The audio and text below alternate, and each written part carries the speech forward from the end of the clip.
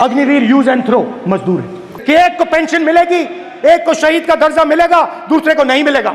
गलत बयानी करके सदन को गुमराह करने की कोशिश। गलत नहीं है सर। और पूरी सेना जानती है कि स्कीम प्राइम मिनिस्टर का ब्रेन चाइल्ड था, स्कीम सेना का ब्रेन चाइल्ड नहीं था। इनको अग्निवीर अच्छा लगता है, आप उसको रखिए, हम उसको बदल देंगे, हटा देंगे। सिंपल सी बात है, हमारी सरकार आएगी, अग्निवीर को हम हटा देंगे। झूठों ने झूठों से कहा है कि सच बोलो, सरकारी ऐलान हुआ है सच बोलो। घर के अंदर तो झूठों की एक मंदी है और दरवाजे पर लिखा हुआ है सच बोलो। बहुत सारे वायरल और स्पीचेस रहे 2024 लोकसभा इलेक्शन के बाद पार्लियामेंट में, तो इसी पे आज हम बात करेंगे। सबसे पहली चीज तो राजनाथ सिंह जी ने कहा था कि कोई भी अग्निवीर शहीद होता है तो उसके परिवार को हम 1 करोड़ रुपया कॉम्पेंसेशन देते हैं। अथवा सेवाओं की सुरक्षा के दौरान यदि हमारा कोई अग्निवीर का जवान शहीद होता है तो उसके 1 करोड़ रुपए की धनराशि सहायता के रूप में उसके परिवार को मुहैया कराई जाती है। इस प्रकार की गलत बयानी से लेकिन वो चीज झूठी निकली। पंजाब में जो अग्निवीर शहीद हुए उनके परिवार ने खुलेआम कहा कि हमें पंजाब स्टेट गवर्नमेंट से तो मिला है रिलीफ, इन सेंट्रल गवर्नमेंट से 1 भी रुपया नहीं मिला। और ये घटना जब पार्लियामेंट में घटी उसके बाद वापस स्टेटमेंट आया अग्निवीर के परिवार में से, उनके पिताजी का, कि हमको कोई भी सेंट्रल से मदद नहीं मिली। राजनाथ ने कल बयान दिता कि 1 करोड़ रुपए का शहीद परिवार को भेज चुके हैं, सानू कोई मैसेज नहीं, ना कोई पैसा आया हाल तक जी। राहुल गांधी बहुत आवाज उठा रहा, सदन में बैठा हंगामा कर रहा भी शहीदां दे परिवारां नूं इन्हां दी बनदी जो सहूलतां मिलनी चाहिए, अग्निवीर योजना बंद होनी चाहिए, रेगुलर भर्ती होनी चाहिए। दूसरा वायरल मूवमेंट जब राहुल गांधी जी ने बीजेपी वालों को कहा कि आप हिंदू नहीं हो। ये स्पीच तो बहुत वायरल हुई, उसमें बीजेपी वालों ने जवाब भी दिया कि आपने पूरे हिंदू समाज को गाली दी। और राहुल गांधी जी ने कहा कि बीजेपी पूरा हिंदू समाज नहीं है। इसमें कौन सही कौन गलत तो पता नहीं, लेकिन ये बहुत ही कंट्रोवर्शियल स्टेटमेंट था। फिर आती है कल्याण बनर्जी की पार्लियामेंट की स्पीच। अगर बीजेपी के पास रामदास अठावले है तो इंडिया अलायंस के पास भी कल्याण बनर्जी है। वो हमेशा कॉमेडी करते हुए दिखे गए और ये बार भी उन्होंने वैसा ही कुछ किया। तो उन्होंने कहा कि खेला शुरू हुआ है, गेम शुरू हुआ। बीजेपी ने कहा 400 पार, लेकिन वो किटकिट गेम होती है।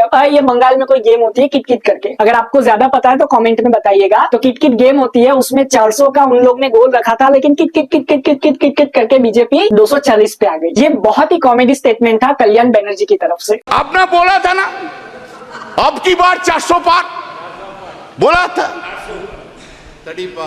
खेल शुरू हो गया था सर, खेला हो शुरू हुआ ना।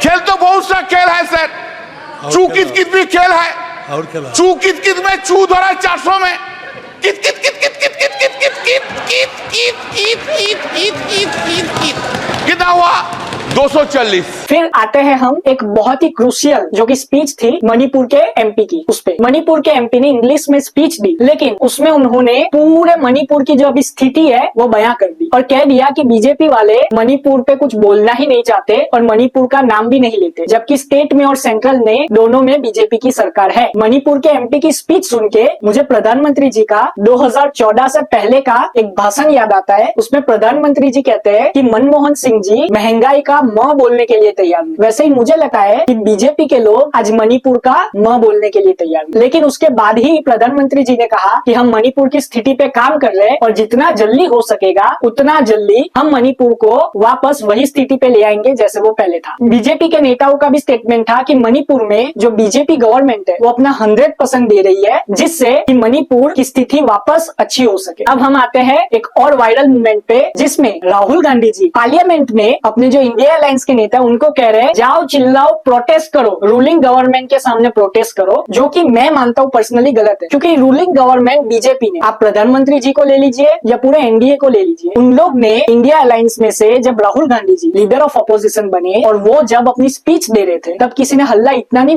मचाया, लेकिन राहुल गांधी जी को सुना। लेकिन जैसे इंडिया अलायंस ने हल्ला मचाया और प्रधानमंत्री जी को नहीं सुना, प्रधानमंत्री जी के कुछ वर्ड्स तो सुनाई भी नहीं दिए जैसे प्रोटेस्ट कर रहे थे इंडिया अलायंस वाले, तब की बात कर रहा हूँ। तो प्रधानमंत्री जी को भी हमको सुनना चाहिए था, जो कि मैं मानता हूँ कि इंडिया अलायंस की तरफ से गलत किया गया। जैसे राहुल गांधी जी को बोलने का मौका दिया गया है, वैसे ही जो प्रधानमंत्री जी है वो तो चुन के आए हैं लोगों की तरफ से, तो उनको तो बोलने का मौका दिया ही जाना चाहिए। इसके लिए भी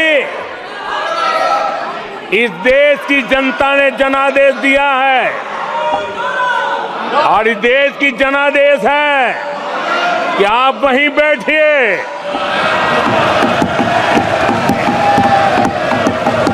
विपक्ष में ही बैठो, खत्म हो जाए तो चीखते रहो, चिल्लाते रहो।